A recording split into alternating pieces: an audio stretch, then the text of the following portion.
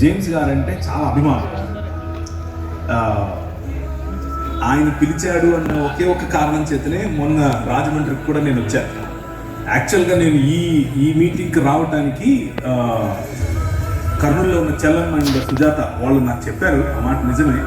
కానీ దానికంటే ఎక్కువగా నేను ఇష్టపడి వచ్చాను.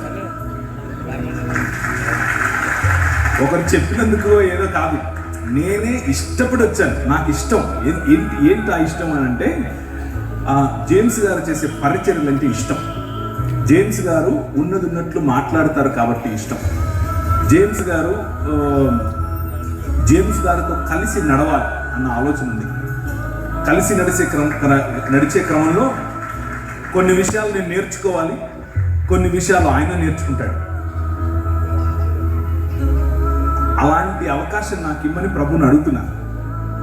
కాబట్టి ఇష్టపూర్వకంగా వచ్చాను. మా అమ్మ బాగా ఉంటే రేపుడు ఉంటాను.